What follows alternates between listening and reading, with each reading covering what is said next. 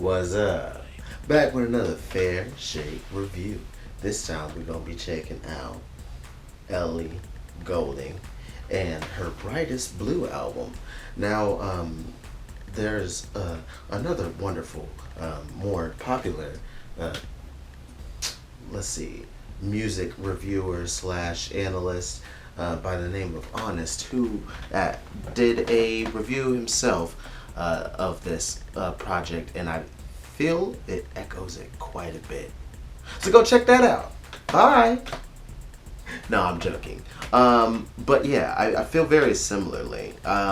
With Ellie Goulding, she is an artist from the UK that I just, heard singles of here and there, and I was like, oh, she doesn't sound that bad. She seems kind of cool, but nothing that's made me be like, you know what, let me go check out her music.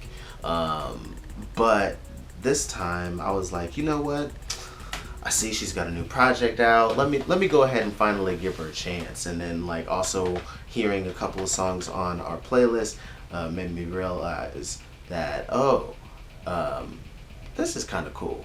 Like this must be on the new project. I should probably be listening to it.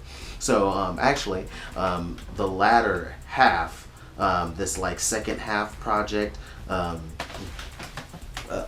is basically kind of like a EP of like all the singles pretty much, and it's like a bunch of collabs. So the overture, Worry About Me, Slow Grenade, Close to Me, and Hate Me. So at my job, I was very aware of Worry About Me, and then Hate Me. I heard both of those songs and I was like, oh, I kind of like this Worry About Me song. Hate Me was just kind of alright with Juice World, and I was like, alright, it's it's a kind of typical pop track. So when it got to the latter half of the album, or kind of like the mini album portion of the project, I was like, oh, so this is just like all the radio hits. But that's technically on the second half. So when I first put this on and Power came on, which is the second track, I was like, oh, this is from the album too? This is Ellie Goulding. Whoa, crazy. So I was surprised to hear the sound of You Worry About Me, but Start seemed a little bit closer to what she was doing, but I didn't realize that it was on our playlist. So when it came on, I was like, oh snap, they play this at my job too. It's nuts. But yeah, so Start really opens up the project very well, and then Power is a really good, strong song as well. How Deep is Too Deep made me be like, whoa. And then the little interlude Cyan came on. I was like, yo, this project is very, very good, and I see that it's going for a very experiential, if that's a word, kind of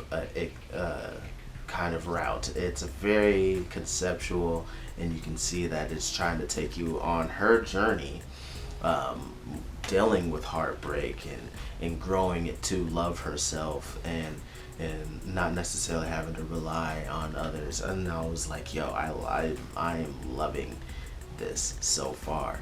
And the thing that really caught me is, although a lot of the tunes that I was hearing at the very beginning, even just as I continued to go on, even to like Love I'm Given and New Heights, although it was a very alternative pop kind of feel where you can hear a lot of more electronic aspects, synthetic strings, and cool synths here and there, and some almost folky singing. You also get you could definitely tell there is the influence of like soul artists and R&B singers in there, because I'm like, yo, her voice doesn't necessarily have that that sound, that tone, but you can tell that it's influenced. So it's just like tinges and sprinkles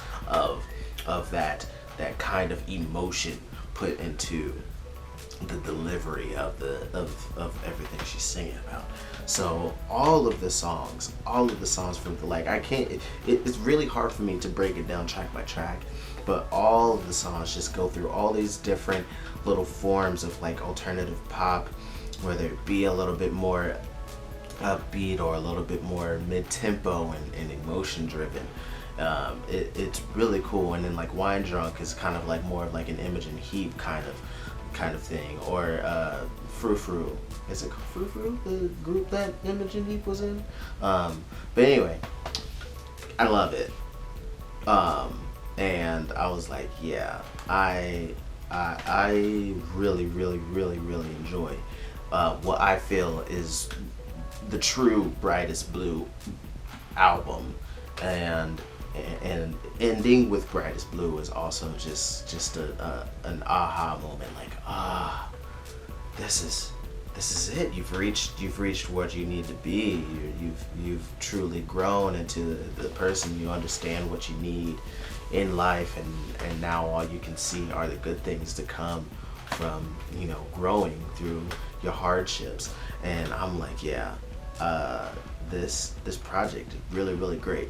And that's when I got hit with all the hits, with which is the second half, and I was like, oh, this just doesn't fit for me. So to find out that, oh, it is technically supposed to be a second project kind of tacked on here. It's like, oh, here are all the radio hits, and then but this portion before was like what I really wanted to give you. At least that's how it felt to me.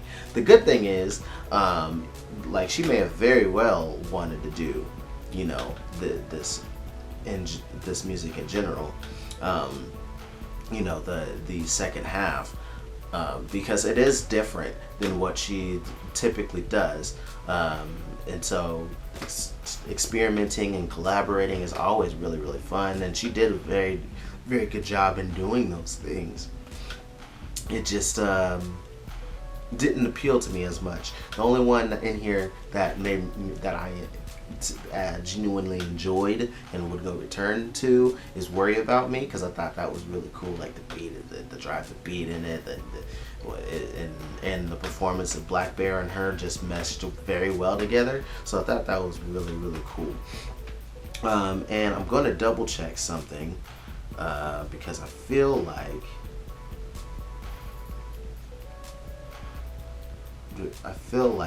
this was true.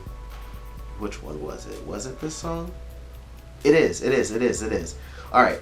But what did surprise me was to find out that the "Close to Me" song by Ellie Goulding had a remix with Red Velvet on it. I was like, wait, what?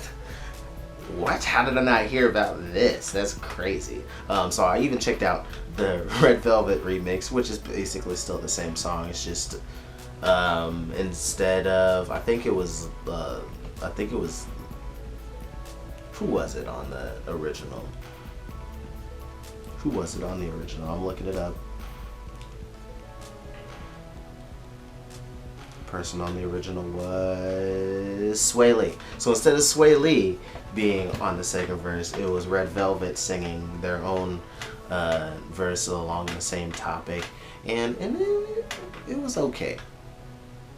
It didn't make me want to say, ooh, I'll take that version and just plug it into this. It was just like, oh, that was cool to check out, but and I like me some Red Velvet, but yeah, it was still just cool to find out that collaboration even happened, because I totally missed it. Totally missed that happening. But I do understand that is a slightly older song, because that was 2018 when it originally first came out. So yeah. But it was still like interesting to find out that even happened. But as Brightest Blue as a album itself, I very, very, very much enjoy the first experience, the true experience of Brightest Blue, because I love the different styles she sings over like all the different production. It was a lot of ear candy, and just her vocal performance had a lot of soul to it that I appreciated quite a bit. And I'm like, yo, why haven't I been listening to Ellie Goulding? Yeah, I think after finally listening to her full project, I can definitely finally tell the difference between her and Halsey because I always had a problem telling them apart. Like I'd have to listen for a little bit before I'm like, okay, that one's Ellie and that one and not Halsey, or that one's Halsey and not Ellie. But now, like after listening to a full project, I'm like, okay, I for sure know the difference.